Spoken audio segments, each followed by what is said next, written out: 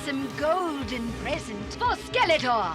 Hey friends, I'm Jimmy Gaddis. Welcome to Nostalgic and another edition of Top 5 Motu Moments, where we explore an episode of the original He-Man and the Masters of the Universe animated series and look at the 5 best moments we likely overlooked as kids. Up next, we've got the Shaping Staff. First, I'll give you a brief overview of the episode. If you don't want to wait, head to this time right here to jump straight to the top 5 list. That said, time warp, take us back to 1983. Ladies and lords. It's dinner time at the Royal Palace. Orko is attempting to amuse the King and Queen, Man-at-Arms, and Teela, and a late arriving Adam. For his next trick, the Trollin breaks out some demon dust to conjure up a fearful creature from beyond. Not sure why you'd want to do that at dinner, but I digress. What arrives is a woman who introduces herself as Magestra, a traveling magician who asks to entertain the king with her wondrous illusions. Forgive my sudden arrival, your highnesses. King Randor declines, but not because of the serious red flags that are going up right now, but rather, we already have a court magician. Possibly a bit smitten with the white-haired magician, Prince Adam persuades Dad to let her stay. Proceed, Magestra. Let us have music then. After showing off some of her skills, Magestra reveals the Cabinet of Wonders. The king wants to know what's inside. See for yourself, sire. Very well. Sure, sexy magician lady who just appeared out of thin air in my house, why not? The curious king enters and disappears. What evil wizardry is this? Shock turns to relief as Magestra completes the trick by bringing the king back, who proceeds to silently sit down and devour dinner. Your Highness. Oh, well done, Magestra, yes. Oh, don't be suspicious, don't be suspicious. The king invites her to stay a while longer and escorts her to her room. Nicely done, fool.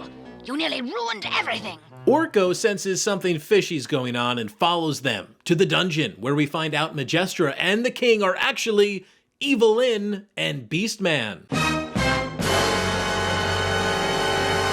The real king is imprisoned and turned into a goat with what we learn is the Shaping Staff, a legendary wand that can transform any matter in the universe. With Randor out of the picture, Skeletor can rule Eternia with his inside man, or should I say, inside Beastman. Orko, who is terrible at hiding, is spotted and turned into a cricket.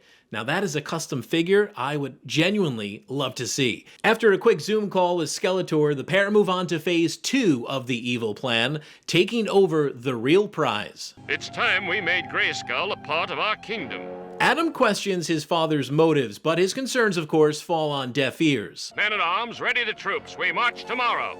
Yes, sire. The villains sense Adam's suspicions and aim to take him out later that night, but Cricket Orko gets to him first and lets him know what's really going on. The prince transforms just as the bad guys arrive at his door. They battle it out before evil-lyn turns Teela into a frog and He-Man into a gold statue, which is a figure they did eventually make in 2021. Yeah, look at that.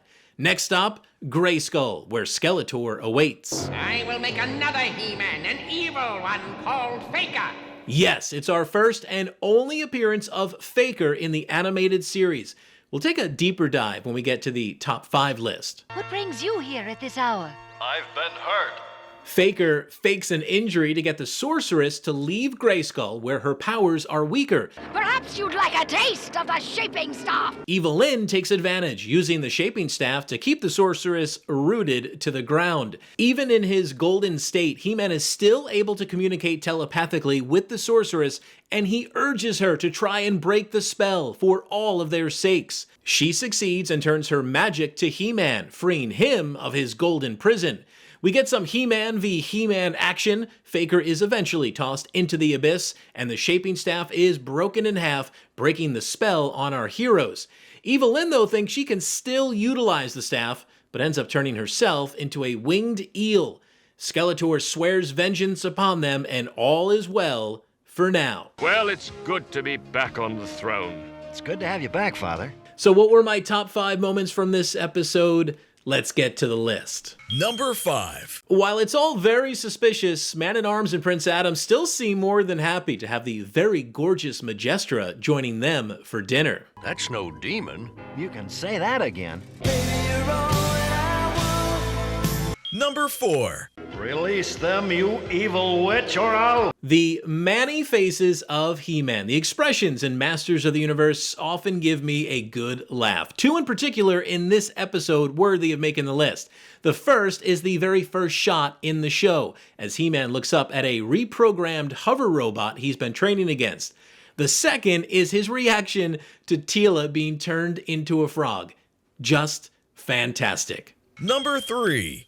Well, magic has certainly sharpened your appetite. That doesn't sound like Queen Marlena. Here's what she sounds like in a previous episode. But my real home is here on Eternia, with you and your father. And again, what she sounds like in the Shaping Staff. I think Adam inherited from me what we Earthlings call a sense of humor. So what's going on? Turns out Linda Gary, who typically voices the Queen, Teela, Evil-lyn, and the Sorceress, didn't lend her vocal cords to Marlena in this episode. Instead, it was Jay Scheimer, wife of executive producer Lou Scheimer. FYI, he voiced Orko and Stratos and numerous henchmen of Skeletor. Now, Jay would occasionally fill in when an extra female voice was needed. But you might be wondering, if Linda Gary voiced Teela and the Sorceress and Evil-lyn in this episode, why wouldn't she also voice the Queen in this case? Well, great question. Turns out the voice actors under contract were only allowed to play a certain amount of characters per episode, and I'm guessing 3 was likely the limit. Fill-ins like Scheimer would be called in to fill in the gaps, but they would do so uncredited, as you'll notice at the end of this show. Jay had lots of experience voicing Petunia Pig in an episode of the ABC Saturday Superstar movie in 1972. I'm sorry, sir, but I only date those of royal blood. Miss Brayfogle in Fat Albert and the Cosby Kids. When I give the signal, you may begin. Numerous characters in the Tom and Jerry comedy show, including Old Mother Hubbard. Amazing, Droopy. How did you guess? She would voice Queen Marlena one more time in the Season 1 episode, Creatures from the Tar Swamp. Are you all right, Orko? Number 2. You must make Prince Adam believe that you are his father. Notice anything on the Castle Grayskull blueprint that seems out of place? Yeah, Grayskull is spelled wrong. G-R-E-Y instead of G-R-A-Y. The question is, was this an accident by the Filmation team, or was it meant to be spelled incorrectly? Here's my theory. One might think the villains likely found the old Grayskull map in the palace archives. What if, though, Beastman, disguised as King Randor, actually drew this illustration, and the real-life animators spelled Grayskull wrong as a subtle nod to Furface's lack of brain cells? What do you think? Number 1. How do you like that, hero? Why isn't Faker blue like the figure? According to the script, he was supposed to be. Why do you think Skeletor said this? In this dim light, she'll think you're He-Man. Instead, it was easier and less costly for Filmation to recycle He-Man's tan-skinned animation cells and simply add the glowing eyes. This Faker also has a different origin story than the figure. The blue baddie was an evil robot built by Skeletor. In the Shaping Staff, he's a magical creation. We could go down an absolute rabbit hole, a deep one, discussing this guy, so we'll save it for another series I'm working on. I'll keep you posted. And those are my top 5 moments of the Shaping Staff. What do you remember most about this episode? Be sure to let me know in the comments. And if you enjoyed these Motu memories, power punch that like button and subscribe for more content that'll have you feeling nostalgic for the 80s and the 90s. And be sure to check out previous episodes of Top 5 Motu Moments, which release every Monday right here on Nostalgic. Thank you so much for watching. I'm Jimmy Gaddis, and we will see you next time.